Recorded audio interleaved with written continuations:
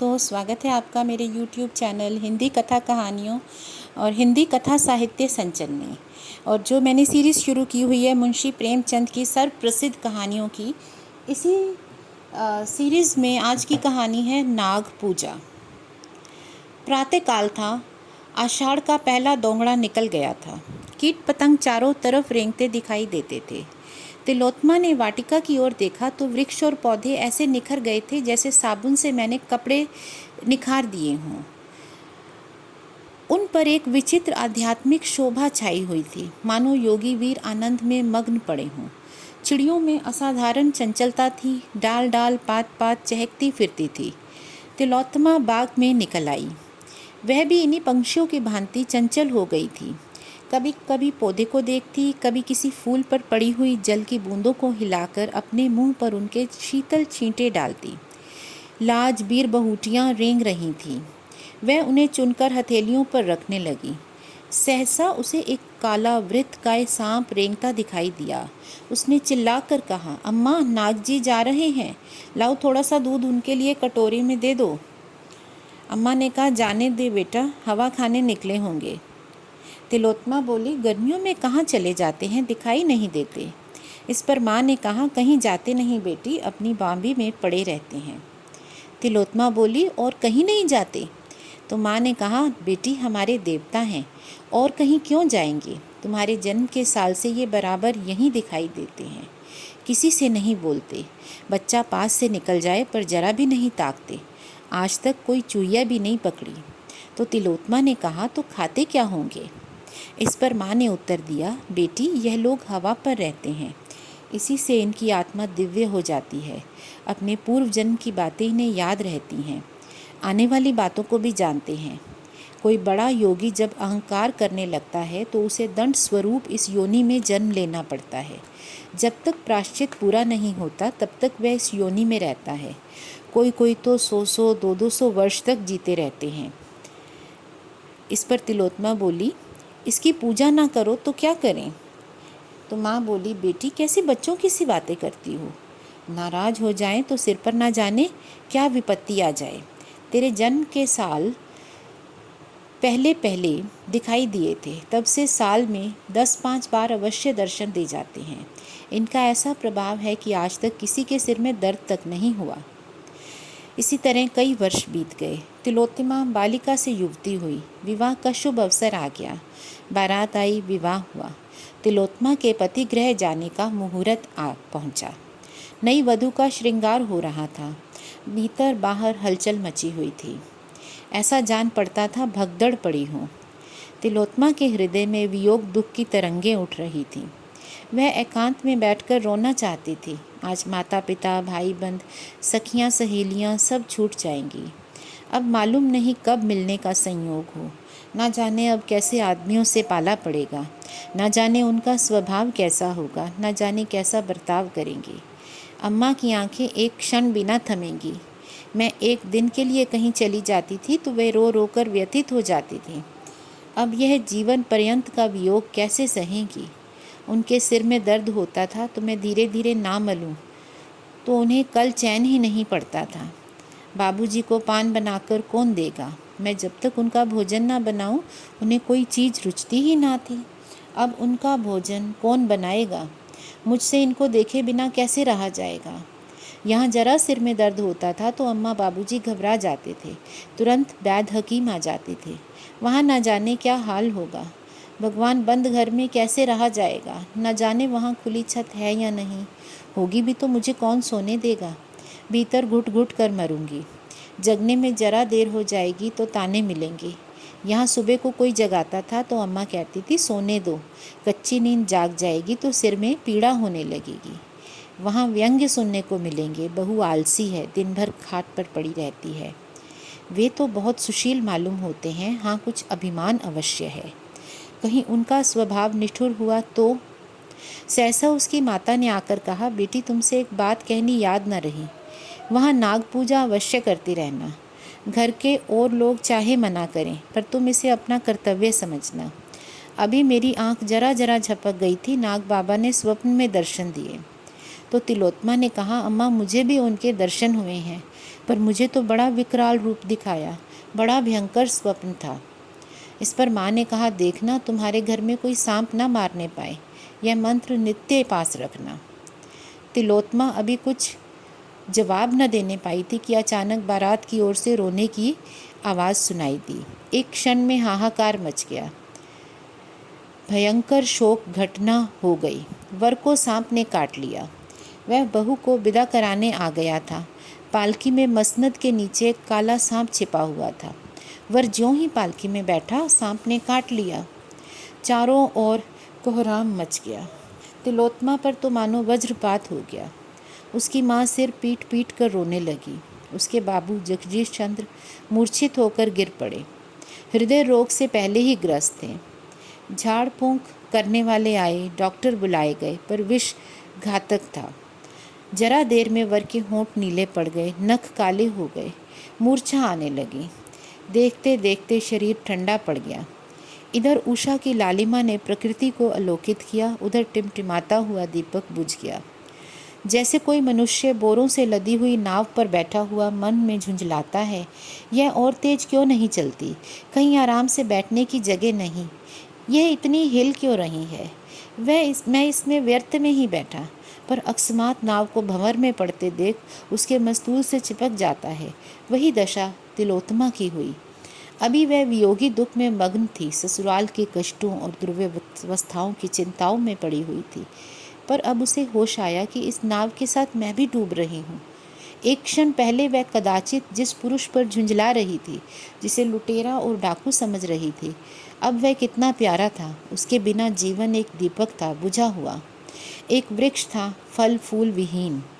अभी एक क्षण पहले वह दूसरों की ईर्ष्या का कारण थी, अब दया और करुणा की। थोड़ी ही देर में उसे ज्ञात हो गया कि मैं पति विहीन होकर संसार के सब सुखों से वंचित हो गई हूँ। 1 वर्ष बीत गया। जगदीश चंद्र पक्के धर्मावलंबी आदमी थे, पर तिलोत्मा का वैधव्य उनसे सहा न गया। उन्होंने तिलोत्मा के पुनर्विवाह का निश्चय कर लिया। हंसने वालों ने तालियां बजाईं, पर जगदीश बाबू ने हृदय से काम लिया। तिलोत्मा पर सारा घर जान देता था। उसकी इच्छा के विरुद्ध कोई बात न होने पाती थी। यहाँ तक कि वह घर की मालकिन बना दी गई थी। सभी ध्यान रखते कि उसका रंज ताज़ा न होने पाए, लेकिन उसके चेहरे पर उदासी छाई रहती, जिसे देखकर लोगों को दुख होता था। पहले तो माँ भी इस सामाजिक अत्याचार पर सहमत ना हुई, लेकिन बिरादरी वालों का विरोध ज्यों-ज्यों बढ़ता गया, उसका विरोध ढीला पड़ता गया। सिद्धांत रूप से प्राय किसी को आपत्ति ना थी, किंतु उसे व्यवहार में लाने का साहस किसी में ना था। कई महीनों के लगातार प्रयास के बाद एक कुलीन सिद्धांतवादी सुशिक्षित वर मिला। उसके घर वाले भी राजी हो गए। तिलोत्मा को समाज में अपना नाम बिकते देखकर दुख होता था। वह मन में कुढ़ती थी कि पिताजी मेरे लिए नाहक ही समाज में नक्कू बन रहे हैं। अगर मेरे भाग्य में सुहाग लिखा होता तो वज्र ही क्यों गिरता। तो उसे कभी कभी यह शंका होती थी, मैं फिर विधवा हो जाऊंगी। जब विवाह निश्चित हो गया और वर की तस्वीर उसके सामने आई तो उसकी आंखों में आंसू भर आए। चेहरे से कितनी सज्जनता, कितनी दृढ़ता, कितनी विचारशीलता टपकती थी। वह चित्र को लिए हुए माता के पास गई और शर्म से सिर झुकाकर बोली, अम्मा, मुंह मुझे तो ना खोलना चाहिए, पर अवस्था ऐसी आ पड़ी है कि बिना मुंह खोले रहा नहीं जाता। आप बाबूजी को मना कर दें, मैं जिस दशा में हूँ संतुष्ट हूँ। मुझे ऐसा भय हो रहा है कि फिर वही शोक घटना। माँ ने सहमी हुई आंखों से देखकर कहा, बेटा, कैसी अशुभनी की बातें मुंह से निकाल रही हो। तुम्हारे मन में भय समा गया है, इसी से यह भ्रम होता है। जो होनी थी वह हो चुकी, अब क्या ईश्वर तुम्हारे पीछे पड़े ही रहेंगे? तिलोत्मा ने कहा, हाँ, मुझे तो ऐसा ही मालूम होता है। माँ ने कहा, क्यों, तुम्हें ऐसी शंका क्यों होती है? तिलोत्मा बोली, ना जाने क्यों, कोई मेरे मन में बैठा हुआ कह रहा है फिर अनिष्ट होगा। मैं प्रायः नित्य डरावने स्वप्न देखा करती हूँ। रात को मुझे ऐसा जान पड़ता है कि कोई प्राणी जिसकी सूरत सांप से बहुत मिलती जुलती है मेरी चारपाई के चारों ओर घूमता है। मैं भय के मारे चुप्पी साध लेती हूँ, किसी से कुछ नहीं कहती। माँ ने समझा यह सब भ्रम है। विवाह की तिथि निश्चित हो गई। यह केवल तिलोत्मा का पुनर्संस्कार न था, बल्कि समाज सुधार का एक क्रियात्मक उदाहरण था। समाज सुधारकों के दल दूर से विवाह सम्मिलित होने के लिए आने लगे। विवाह वैदिक रीति से हुआ। मेहमानों ने खूब व्याख्यान दिए, पत्रों ने खूब आलोचनाएं की। बाबू जगदीश चंद्र के नैतिक साहस की सराहना भी की गई। तीसरे दिन बहू के विदा होने का मुहूर्त था। जनवासे में यथासाध्य रक्षा के सभी साधनों से काम लिया गया था। बिजली की रोशनी से सारा जनवास दिन का सा हो गया था। भूमि पर रेंगती हुई चींटी भी दिखाई न देती थी। केशों में ना कहीं शिकन थी, न सिलवट और न झोल। शामियाने के चारों ओर कनातें खड़ी करती थी। किसी तरफ से कीड़े मकोड़ों के आने की संभावना न थी, पर भावी प्रबल होती है। प्रातःकाल के 4 बजे थे। तारागणों की बारात विदा हो रही थी और बहू की विदाई की तैयारी हो रही थी। एक तरफ शहनाइयाँ बज रही थीं, दूसरी तरफ विलाप की आर्द्र ध्वनि भी उठ रही थी। पर तिलोत्मा की आंखों में आंसू न थे। समय नाजुक था। वह किसी तरह घर से बाहर निकल जाना चाहती थी। उसके सिर पर तलवार लटक रही थी। रोने और सहेलियों से गले मिलने में उसे कोई आनंद न था। जिस प्राणी का फोड़ा चिलक रहा हो, उसे जर्राह का घर बाग में सैर करने से ज़्यादा अच्छा लगे तो क्या आश्चर्य है। वर को लोगों ने जगाया, बाजा बजने लगा। वह पालकी में बैठने को चला कि वधू को विदा कर लाए, पर जूते में पैर डाला ही था कि चीख मारकर पैर खींच लिया। मालूम हुआ पाँव चिंगारियों पर पड़ गया। देखा तो एक काला सांप जूते में से रेंगता हुआ जाता था। देखते देखते गायब हो गया। वर ने एक सर्द आह भरी और बैठ गया। आंखों में अंधेरा छा गया। एक क्षण में सारे जनवासे में खबर फैल गई। लोग दौड़ पड़े। औषधियाँ पहले ही रख ली गई थी। सांप का मंत्र जानने वाले कई आदमी बुला लिए गए थे। सभी ने दवाइयाँ दी। झाड़ फूंक शुरू हुई। औषधियाँ भी दी गईं, पर काल के आगे किसी का वश न चला। शायद मौत सांप का वेश धर कर आई थी। तिलोत्मा ने सुना तो सिर पीट लिया। वह विकुल होकर जनवासे की ओर दौड़ी। चादर ओढ़ने की भी सुध न रही। वह अपने पति के चरणों को माथे से लगाकर अपना जन्म सफल करना चाहती थी। घर की स्त्रियों ने रोका। माता भी रोक रोक कर समझाने लगी, लेकिन बाबू जगदीश चंद्र ने कहा, कोई हर्ज नहीं, जाने दो, पति का दर्शन तो कर ले, वह अभिलाषा क्यों रह जाए। उसी शोकान्वित दशा में तिलोत्मा जनवासे में पहुंची, पर वहां उसकी तस्कीन के लिए मरने वाले की उल्टी सांसें थी। उन अधखुले नेत्रों में असह्य आत्मवेदना और दारुण नैराश्य। इस अद्भुत घटना का समाचार दूर दूर तक फैल गया। जड़वादों गण चकित थे। यह क्या माजरा है। आत्मवाद के भक्त ज्ञात भाव से सिर हिलाते थे, मानो वे चित्रकालदर्शी हैं। जगदीश चंद्र ने नसीब ठोंक लिया। निश्चय हो गया कि कन्या के भाग्य में विधवा रहना ही लिखा है। नाग की पूजा साल में 2 बार होने लगी। तिलोत्मा के चरित्र में भी एक विशेष अंतर दिखने लगा। भोग और विहार के दिन भक्ति और देवाराधना में कटने लगे। निराश प्राणियों का यही अवलंब है। 3 साल बीते थे कि ढाका विश्वविद्यालय के अध्यापक ने इस किस्से को फिर ताज़ा कर दिया। वे पशु शास्त्र के ज्ञाता थे। उन्होंने सांपों के आचार व्यवहार का विशेष रीति से अध्ययन किया था। वे इस रहस्य को खोलना चाहते थे। जगदीश चंद्र को विवाह का संदेश भेजा। उन्होंने टालमोल किया। दयाराम ने और भी आग्रह किया। लिखा, मैंने वैज्ञानिक अन्वेषण के लिए यह निश्चय किया है। मैं इस विषधर नाग से लड़ना चाहता हूँ। अगर वो 100 दांत लेकर आए तो भी मुझे हानि नहीं पहुँचा सकता। वह मुझे काट कर आप ही मर जाएगा। अगर वह मुझे काट भी ले तो मेरे पास ऐसे मंत्र और औषधियाँ हैं कि मैं एक क्षण के लिए उसके विष को उतार सकता हूँ। आप इस विषय में कोई चिंता न करें। मैं विष के लिए अजेय हूँ। जगदीश चंद्र को उज्र न सूझा। हाँ, उन्होंने एक प्रयत्न यह किया कि ढाके में ही विवाह हो। अतएव वे अपने कुटुंबियों को साथ में लेकर विवाह से 1 सप्ताह पहले चले गए। चलते समय अपने संदूक, बिस्तर आदि खूब देखभाल कर रखे कि सांप कहीं उनमें छिपकर ना बैठा जाए। शुभ लगन में विवाह संस्कार हो गया। तिलोत्मा विकल हो रही थी। मुंह पर एक रंग आता था, एक रंग जाता था, पर संस्कार में कोई विघ्न बाधा ना पड़ी। तिलोत्मा रो धोकर ससुराल गई। जगदीश चंद्र घर लौट आए, पर ऐसे चिंतित थे जैसे कोई आदमी सराय में खुला हुआ संदूक छोड़कर बाहर चला जाए। तिलोत्मा के स्वभाव में अब एक विचित्र रूपांतर हुआ। वह औरों से हंसती बोलती, आराम से खाती पीती, सैर करने जाती थिएटरों और अन्य सामाजिक सम्मेलनों में भी शरीक होती।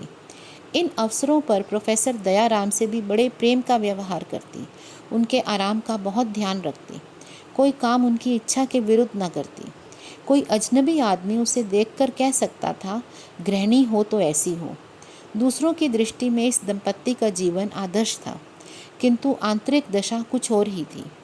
उनके साथ शयनागार में जाते ही उसका मुख विकृत हो जाता, भौहें तन जाती, माथे पर बल पड़ जाते, शरीर अग्नि की भांति जलने लगता, पलकें खुली रह जाती, नेत्रों से ज्वाला से निकलने लगती, उससे झुलसती हुई लपटें निकलती, मुख पर कालिमा छा जाती। यद्यपि स्वरूप में कोई विशेष अंतर ना दिखाई देता, पर ना जाने क्यों भ्रम होने लगता यह कोई नागिन है। कभी कभी तो फुंकारने भी लगती। इस स्थिति में दयाराम को उनके समीप जाने और उनसे कुछ बोलने की हिम्मत ना पड़ती।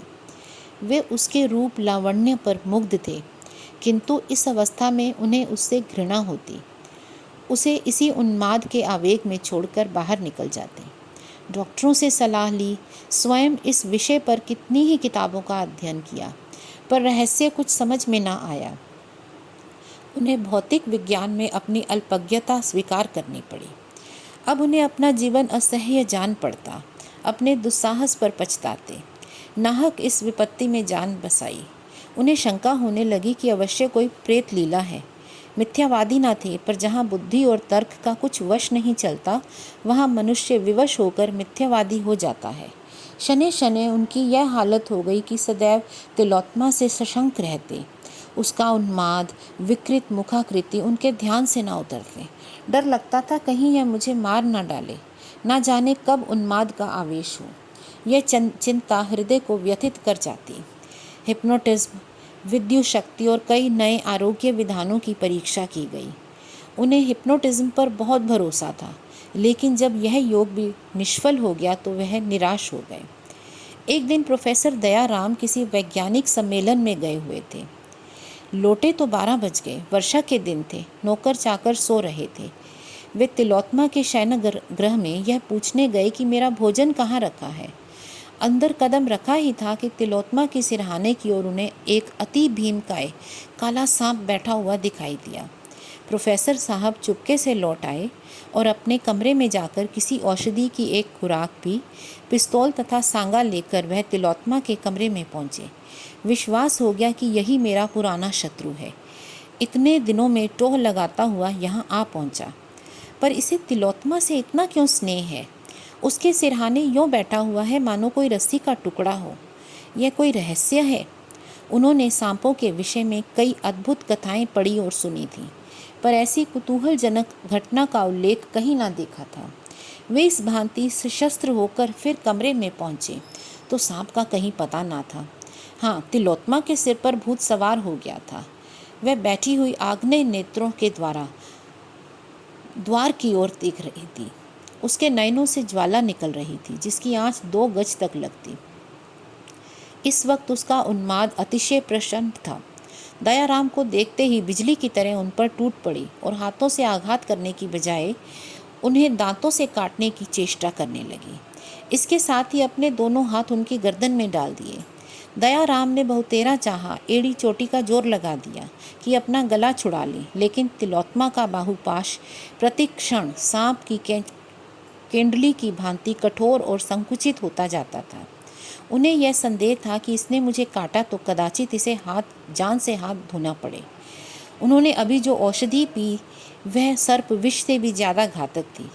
इस दशा में उन्हें यह शोक में विचार उत्पन्न हुआ, यह भी कोई जीवन है? दंपत्ति का उत्तरदायित्व तो सब सिर पर सवार, उसका सुख नाम का नहीं, उल्टे दिन रात का खटका। यह क्या माया है? वह सांप कोई प्रेत तो नहीं जो इसके सिर आकर यह दशा किया करता है। कहते हैं ऐसी अवस्था में रोगी पर चोट की जाती है तो वह प्रेत पर ही पड़ती है। नीचे जातियों में इसके उदाहरण भी देखे जाते हैं। वे इसी शशोपंश में पड़े हुए थे कि उनका दम घुटने लगा। तिलोत्मा के हाथ रस्सी के फंदे की भांति उसकी गर्दन को कस रहे थे और वे दीन असहाय भाव से इधर उधर ताकने लगे। क्यों कर जान बचे, कोई उपाय न सूझ पड़ता था। सांस लेना दुश्वर हो जा रहा था, देह शिथिल हो रही थी, पैर थरथराने लगे। सहसा तिलोत्मा ने उनकी बाहों की ओर मुंह बढ़ाया। दयाराम कांप उठे। मृत्यु आंखों के आगे नाचने लगी। मन में कहा, यह इस समय मेरी स्त्री नहीं, विषैली भयंकर नागिन है। इसके विष से जांच बचानी मुश्किल है। अपनी औषधि पर जो भरोसा था वह जाता रहा।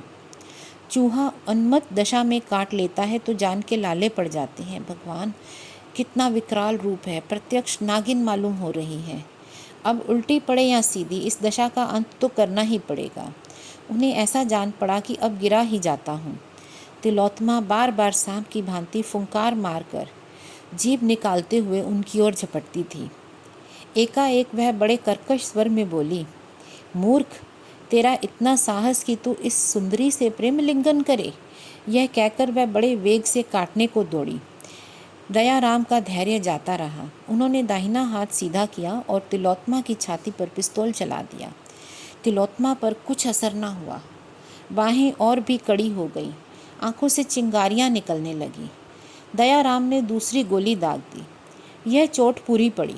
तिलोत्तमा का बाहुबंधन ढीला पड़ गया। एक क्षण में उसके हाथ नीचे को लटक गए, सिर झुक गया और वह भूमि पर गिर पड़ी। तब यह दृश्य देखने में आया जिसका उदाहरण कदाचित अलिफ लैला और चंद्रकांता में भी देखने को ना मिले। वहीं पलंग के पास जमीन पर एक काला दीर्घकाय सर्प पड़ा तड़प रहा था। उसकी छाती और मुंह से खून की धारा निकल रही थी। दयाराम को अपनी आंखों पर विश्वास न आता था। ये कैसी अद्भुत प्रेत लीला है। समस्या क्या है, किससे पूछूं? इस तिस्लस्म को तोड़ने का प्रयत्न करना मेरे जीवन का एक कर्तव्य हो गया। उन्होंने सांगे से सांप की देह में एक कोचा मारा और फिर वे उसे लटकाए हुए आंगन में लाए। बिल्कुल बेदम हो गया था। उन्होंने उसे कमरे में जाकर एक खाली संदूक में बंद कर दिया। उसमें भूस भरवाकर बरामदे में लटकाना चाहते थे। इतना बड़ा गेहूंवन सांप किसी ने ना देखा होगा। तब वे तिलोत्तमा के पास गए। डर के मारे कमरे में कदम रखने की हिम्मत ना पड़ती थी। हाँ, इस विचार से कुछ तस्कीन होती थी कि सर्प प्रेत मर गया और उनकी जान बच गई। इस आशा और भय की दशा में वे अंदर गए तो देखा तिलोत्तमा आईने के सामने खड़ी केश संवार रही थी। दयाराम को मानो चारों पदार्थ मिल गए। तिलोत्तमा का मुख कमल खिला हुआ था। उन्होंने कभी उसे इतना प्रफुल्लित न देखा था। उन्हें देखते ही वह उनकी ओर प्रेम से चली और बोली, आज इतनी रात कहाँ रहे? दयाराम प्रेमोन्मत्त होकर बोले, एक जलसे में चला गया था। तुम्हारी तबीयत कैसी है? कहीं दर्द तो ना था? तिलोत्तमा ने उनको आश्चर्य से देखकर पूछा, तुम्हें कैसे मालूम हुआ? मेरी छाती में ऐसा दर्द हो रहा है जैसे चिलक पड़ गई हो। इस कहानी में जो उस समय के लोगों में पूर्वाग्रह और नागों के प्रति जो डर थे, उन्हीं को नाग पूजा के बहाने से प्रेमचंद जी ने पेश किया है कि किस तरह से एक नाग उनके नायक की पत्नी पर, नायिका पर छा जाता था और उन्हें उनके गृहस्थ जीवन का सुख लेने से दूर कर रहा था। लेकिन कहानी के नायक ने अपनी बुद्धि से उस नाग पर विजय पाई और अपना जीवन संवार लिया। धन्यवाद।